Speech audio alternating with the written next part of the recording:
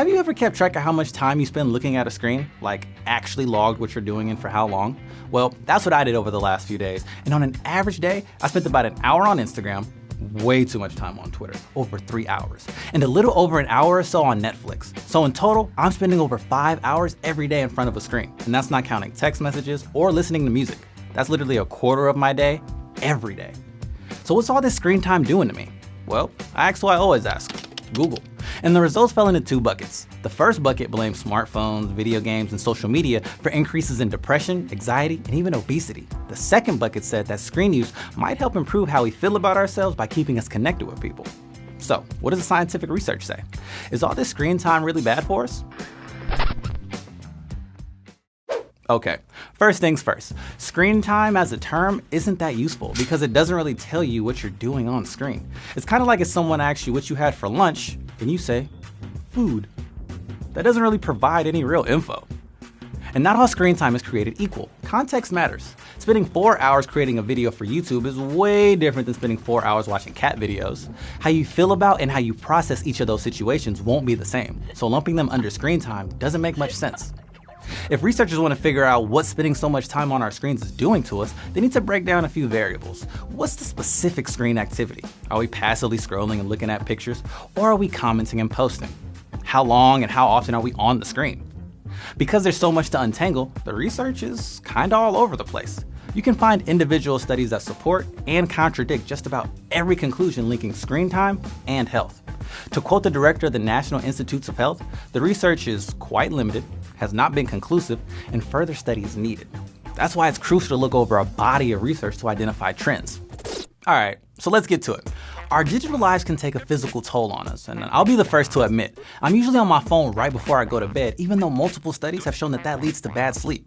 And we all know what can happen without enough sleep. Concentrating on things is hard, you can get irritable. I sort of walk around like a zombie, and sometimes me no make when I talk I. Sense? And it's not just me. In 1991, 26% of teens were getting less than the doctor recommended 7 hours of sleep a night. Today, that number is over 40%. Now, that doesn't mean you can place the blame on screens, but that same study did find that teens who spent 5 hours a day online were 50% more likely to not sleep enough than those who only spent an hour online each day. I'm skeptical though. Who are those people that say they only spend an hour online a day, and why are they lying to researchers? Doesn't make sense, doesn't add up. Some researchers even use the term addiction when talking about how we interact with our devices. Whether it's video games or waiting for a like on an Instagram post, we get caught in short-term dopamine-driven feedback loops where we get a quick pleasure boost but then constantly crave the next one. Now, there's a lot of debate on whether or not this stuff is a bona fide addiction like gambling. And if you want to learn more about that, check out our video that looks into whether or not video game addiction is real. One study in 2017 found that the more time people spend in front of screens, the more it affected their well-being. Their chances of developing depression and suicidal thoughts went up. It was all the ammo the news media needed to fuel the panic about screen time. But that one study is just one study. Another group of researchers came along, looked at the same data and asked, is there really a link between screen time and depression? And if so, how strong is that link? They found that screen time is correlated with depression, but that correlation is really small. In fact, it was the same as eating potatoes regularly. The correlation between wearing glasses and depression was even stronger. And we're not seeing headlines warning about potatoes and glasses ruining an entire generation. So maybe screen time in general is less important than we think. The connection between screen time and health gets a little bit clearer when you look at how people are using their screens. It's not just about quantity, it's also about the quality. Passive screen time, things like watching TV or scrolling through your Instagram feed, is usually associated with the negative stuff, like depression, moodiness, anxiety, and even laziness. Active screen time, stuff that engages you physically or cognitively, can actually be helpful. Screens also allow us to stay connected with people. With technology like FaceTime, I could talk to my best friend who's on the other side of the country right now. Now sure, some people have to deal with feeling overwhelmed because of drama or feeling pressure to only post a highlight reel of themselves to make them look good to others.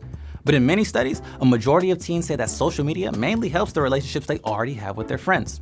And almost 60% have met a new friend, like me. I just recently visited a homie in Canada who I've known online for like 7 years, so that was pretty awesome.